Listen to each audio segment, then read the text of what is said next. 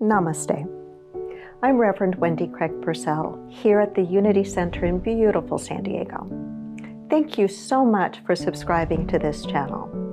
Please make sure that you like the video you've just watched and consider making a contribution on our app or on our website. It's really easy to do, and thank you in advance for that support. It does make a difference. So I shared with you that this morning we're blessed to have a guest speaker here with us. He's somebody I have known. We were talking about this as we were getting ready this morning for 32 years. So a colleague, but also someone that I call family and friend. His name is Reverend Dr. Steve Albert, and I'm going to make sure I look at my notes because I don't want to forget some of the things this man has done. And I don't know how many of you have introduced your friends to others, and because you love them, you just want to talk about all the things you love, but you forget some of like the details, like the important stuff. So anyway, Steve is co-minister with his wife, Abigail Albert, at the All Faith Center here in Poway. Steve was on our board of directors for 8 years, beginning in the 1990s. He was the first minister of the Unity Church in Alpine, California. He continues to serve on the advisory board of the Association for Global New Thought. And one of the things that I think we in New Thought are most grateful for and proud of him for is that he created the first international holiday for the New Thought faith by establishing the first Sunday in March every year as New Thought Day. That deserves appreciation. Now, oftentimes when you sign up for something, if it asks you for your religious affiliation, we don't have to claim other. He helped us to get a little box that says New Thought, New Thought. In 2017, Steve created the second week in August every year as Interfaith Awareness Week in San Diego County, and it has now become a global celebration. He's the director of the World Interfaith Network, which links together more than 300 interfaith groups around the world. It's pretty impressive. And he's the author of 19 books. His newest books are Reboot to Interfaith and A Rainbow for the World, hence the song we just listened to. He speaks throughout the world about New Thought and interfaith, and today he's with us to bless us on this first Sunday of Advent to talk about the Re-Emergence of Hope. Please join me in giving him just a warm, loving Unity welcome. Come here, my friend. It's a joy to share the platform with you. Joy to share the platform. It's all yours. Thank you.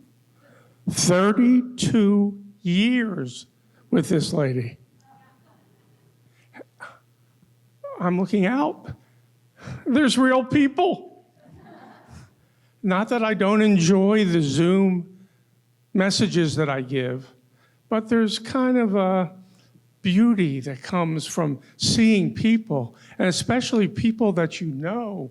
I'm looking around and I'm saying, holy cow, where have you been all my life?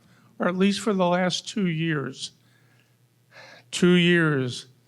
It's been a tough time, hasn't it? You know, we've made it through. And a lot of the making it through has to do with the hope that we had that we could make it through. Isn't that right? You hope that you could get there. You hope that you could be there. And our hoping started very early.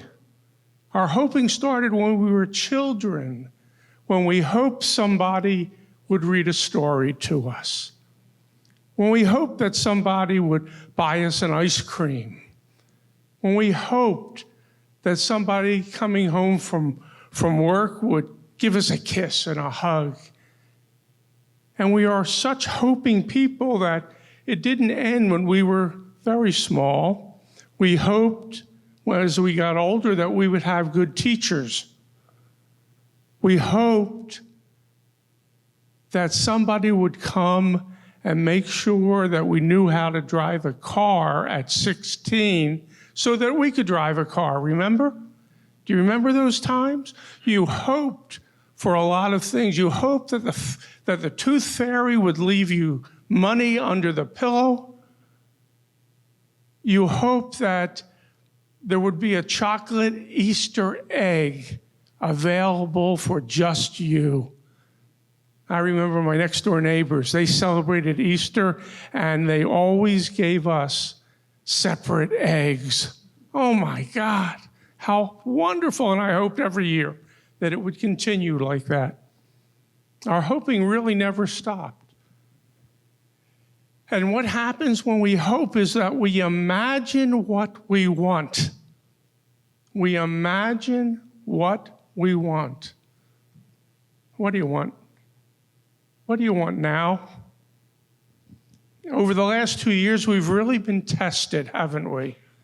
We've been tested to see whether or not our hoping is going to pan out. We really hope that nobody in our family would get the COVID virus. We hoped that everybody would be healthy. We hoped that this whole thing would be over. And we hoped that all the hatred that we heard about on the news, that we read about in the papers, we hoped that that would all turn around, that that would turn into love. We hoped, we imagined, and I give you that we are actually hoping beings as much as we're human beings. We are hoping beings because we are always desiring something. We hope that we're going to have dinner tonight. We're hoping that this event coming up in a few weeks is going to be special. Well, what I'd like to do today is to take you to the next step, to take you from hoping to knowing, from hoping to knowing, to know that you're going to be well, to know that you're going to be happy, to know that your families are going to be doing the things that they like to do. Take you from hoping to knowing. See, if we can hold on to those childlike elements, those qualities, we can know that something good is coming. We can know it's going to happen. Somewhere over the rainbow, it's going to happen. Thank you, Natalie. What a beautiful song. You might not know this. Some of you have backgrounds in a variety of different faiths, but tonight marks the beginning of Hanukkah. Hanukkah is a beautiful holiday, but it began in 165 BC after an incredible battle where the Hebrew people finally, they won, but the temple that they were in was really pretty much destroyed. And they were putting things together and they was trying to make it work. And it turned out that they had enough oil to light the candles for maybe one day. And they were hoping. They were hoping that it would last even one day. They were hoping that things would get better. And a miracle occurred. And that one day's worth of oil lasted 8 days. Their hoping brought about a new consciousness, a new understanding. And I wrote it down, 2,186 years, the Jewish people have been celebrating that miracle. All this time, every year, they celebrate the 8 days of oil and what it proved that from their hoping they could make it work. They could make it happen. I don't know if you're familiar with the Candelabra, but the Jewish Candelabra has 8 usually lower candles, and 1 high candle. And that 1 high candle is the candle that you light first, because that candle represents God. And with each preceding day, you take the God candle, light that first, and then light day 1. Second day, you take the God candle, light it, and you light 2 days until you've got all 9 candles in a row, knowing that God is overseeing it all. Can you accept that for yourself now? That God is overseeing it now. The hoping that you have can do incredible things. As Wendy said, tonight is the beginning of Advent. We begin lighting another candle. Here we are lighting candles again. It's the hoping time that the Christian world looks at another miracle. Looks at another miracle. It's absolutely amazing when you look into all of the faiths and all the things that they talk about. They talk about the miracles that occurred for them. And the miracles always occurred once they began hoping that it was going to happen. Advent is a time where we get ready. We spiritually get ready for that next miracle. We spiritually know in our minds and in our hearts that this is going to be special. It represents the 4 Sundays before Christmas. And as you can see, we've lit the first candle. This is the first day of Advent. It's the first day of you beginning to look at what you're hoping for. I like to read, as Christian mystics, as true students, Advent is not only a time to honor and celebrate the birth of the baby Jesus, it is also a time to honor and celebrate the birth and development of our higher self, our real self, our spiritual self. And just as we have in the Jewish field 2,186 years ago of hoping and following it through every year, that this is something we remember, we're looking now at the hoping that changed the minds of people. Changed the minds of people to know maybe something better is coming. Maybe something better is coming. When we hope, when we say, I hope this will happen, what we're saying is, God, this is what I want. This is what I want. Remember when you wrote your Christmas list to Santa? Think about it. I know for some of us, it's a while ago. But think about you're writing the list of things that did you write just one toy? Nah. You had a whole list of things that you hoped for. And I'm going to ask you, can you imagine hoping for more and receiving it? Hoping for more and receiving it.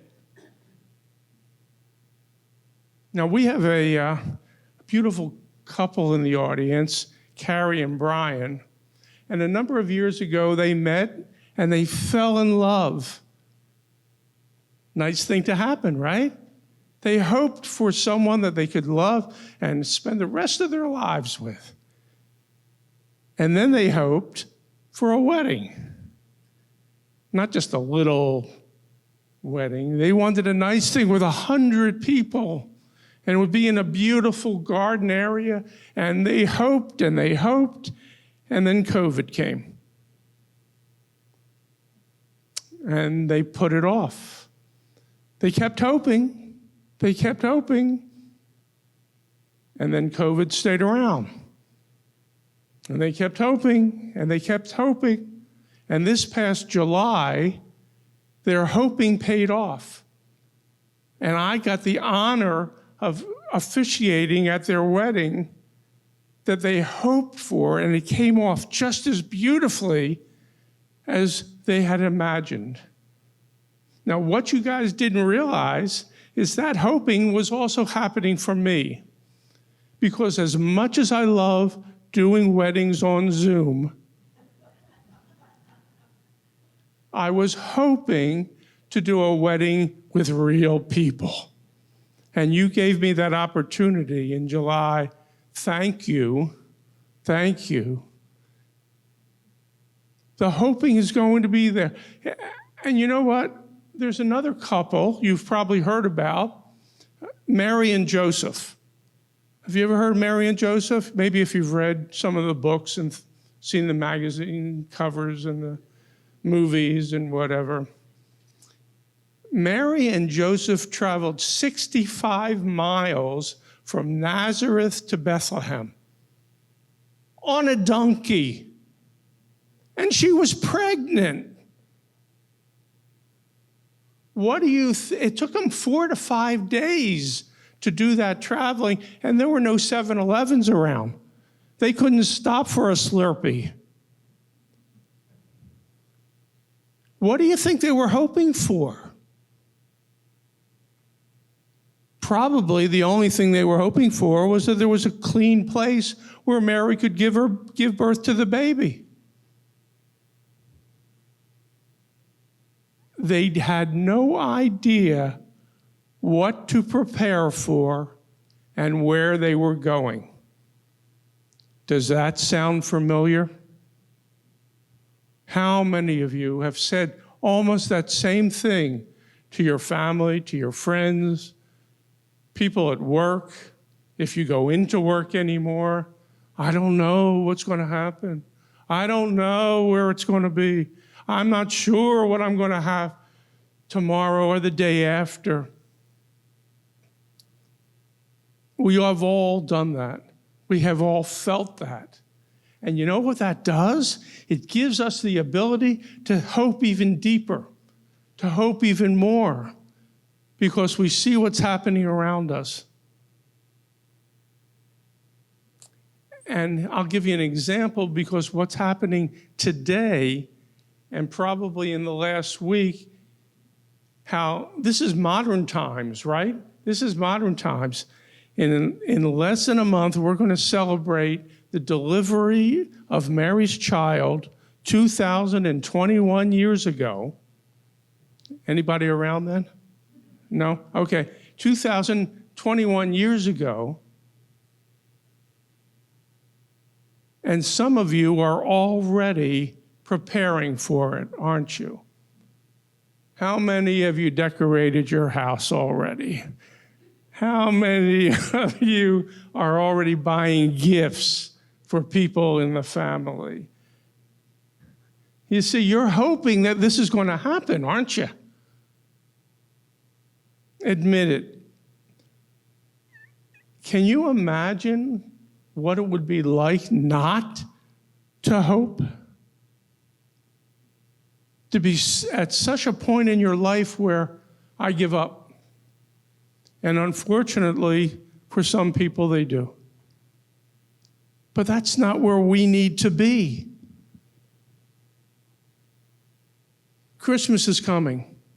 We're getting ready for it. But I'm going to ask you, what do you want after Christmas? Beyond Christmas, what are you hoping for? Christmas is a few weeks away. Yay! In a month, it'll be over. What do you want after that? What are the things that you dreamt about 2 years ago? You hoped things would happen for you, and then everything stopped. What would you like to have happen? For those of you who have heard me speak before, you know I like to use acronyms. In fact, I don't know too many of my sermons that didn't include an acronym. But today, I'm not going to tell you what it is. I hope that you will figure it out.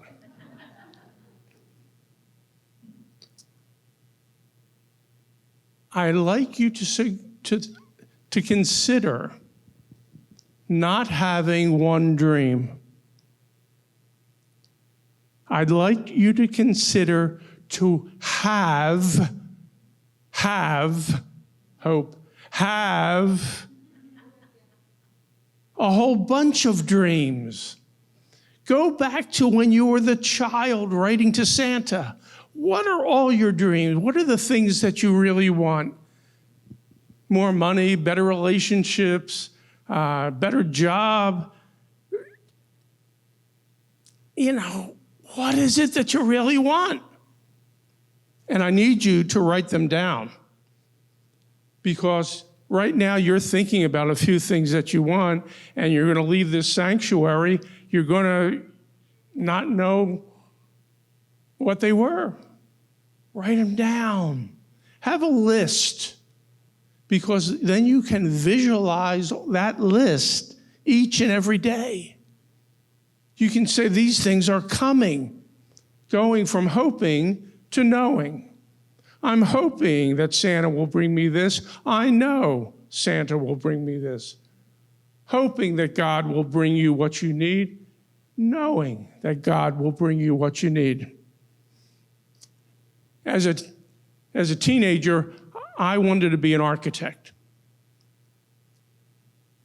I had erector sets, I had building blocks, I had all sorts of stuff, toys that I could build things with.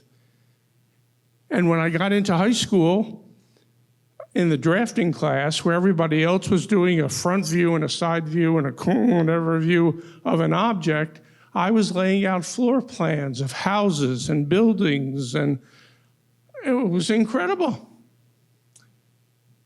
And then my college counselor said to me, Steve, no, she called me Stephen. That's Stephen, PH. Stephen, you are not college material. Has anybody ever gotten words like that?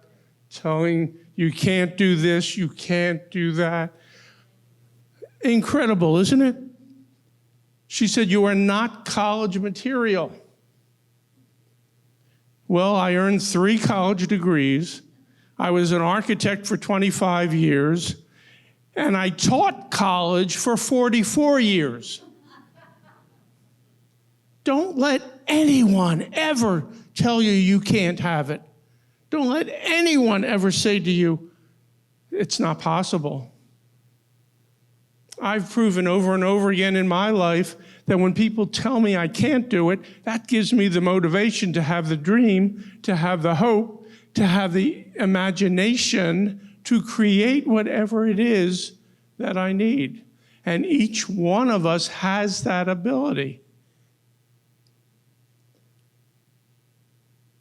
The second point is to open to a larger hoping. Open to a larger hoping. Rabbi Harold Kushner, in his book, When All You've Wanted Isn't Enough, says that when we often deceive ourselves by thinking too small with our wants, is happiness or wealth or fame or success in our work enough? But he says, just check with the people who have all of those things, and what you'll find out is that they want more. They want more. Once you think you've reached the level of having everything you need, everything you want, you go, that'd be interesting. Why don't we try that? Why don't we grow a little bit more? So I became an architect.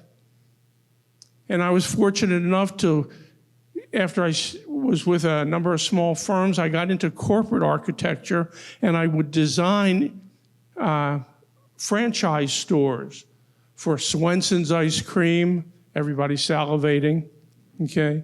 Micro-age computer stores. And I was designing stores all over the world. I was in Europe, I was in Japan, I was in Canada, throughout the United States. I designed over 500 retail stores. And I loved it. I was hoping for more and more and more. And in 1989, things started to change in in the franchise worlds that I was designing for.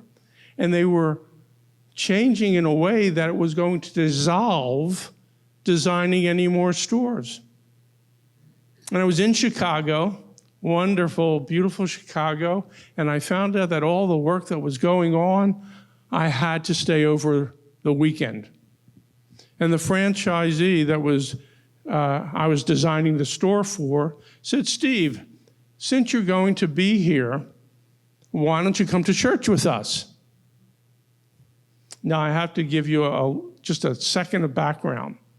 I was with National Speakers Association. I had gotten ordained online, and that was in 1982 before I got 2 other ordinations. How many ordinations do I have? It doesn't matter. I had my first book out. I was doing I was teaching something weird. It was called meditation. You ever hear about that kind of stuff? I was really enjoying life, and this woman said to me, my husband and I go to this new church. Why don't you come to church with us? And I said, I don't go to church. She said, well, if you come, I'll buy you lunch. I said, okay. Never turned down a free lunch. And it was a Unity church in Oak Park, Illinois. And I remember this large man, Reverend Richard Billings, coming up to the stage, and he started to talk about what Unity believed. And I said, who the heck are you? You've been reading my books? He was telling me everything that I believed. And at the end of the service, I went up to him and I said, excuse me, I'm from out of town. I'm here on business. And who are you? And he explained a little more about Unity, gave me some information about Unity. He asked me, well, where do you live? I said, I'm in San Diego. He said, oh, you need to go back to San Diego. And there's a wonderful young woman, a minister named Wendy Craig-Purcell. This was 32 years ago. Well, I got back home. A couple weeks went by, and I said, well, maybe I should try this Wendy Craig-Purcell person. And do you know what happened? I got hooked. Wendy came out, and she started talking about Unity and what Unity believed. We meditated. And I'm going like, holy cow, I am in a whole different world. My hoping to get something better as my architecture was leaving became more available. You see, God lit a bigger candle for me. And there's going to be for you a bigger, brighter candle. You're going to be excited again about living, hoping, knowing that everything is going to happen. The third point that I want to bring out is that prepare to be surprised. Prepare to be surprised. The ministry was a complete surprise to me. And it's been one of the greatest blessings that I've ever had in my life. Just didn't know how it was going to happen. In fact, I remember when we found this building, and we bought the building, and we were planning the inside of the building, I remember Wendy coming up to me and saying, make sure there's more toilet stalls in the women's bathrooms.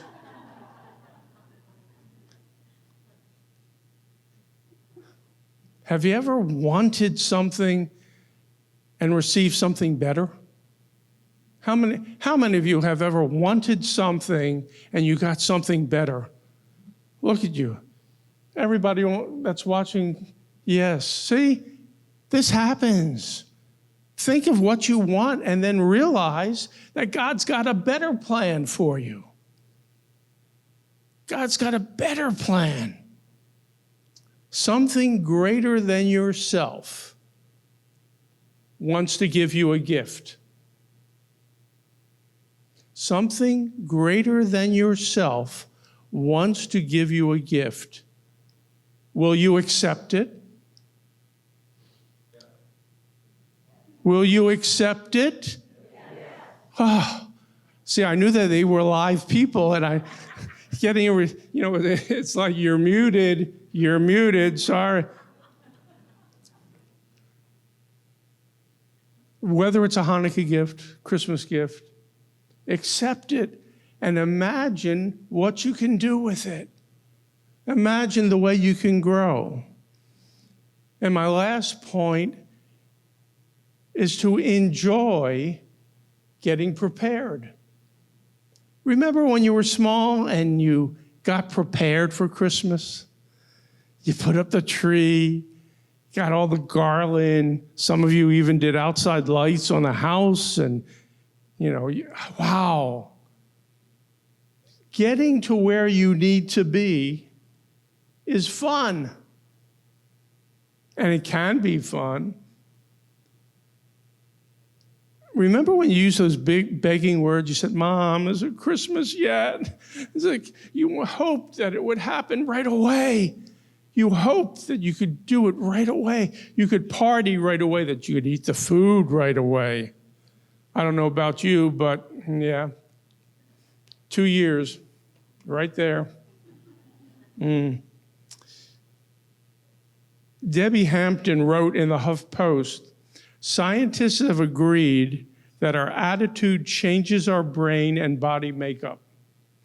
It's been shown over and over again that just thinking about something can cause your brain to release neurotransmitters, chemical messengers that allow it to communicate with parts of itself and your nervous system. Neurotransmitters control virtually all of your body's functions, from hormones to digestion to feeling happy, sad, or stressed. Studies have shown that thoughts alone, hear this now, thoughts alone can improve vision, fitness, strength, and reduce anxiety. Duh. That's what we do here. That's unity. This is the truth that unity lives by. It's Unity 101. Change your thinking, change your life. Change your hoping, change your life. And when your hoping changes, your imagination changes. Because as soon as you get something new, as soon as you get something better, you imagine maybe even something better than that.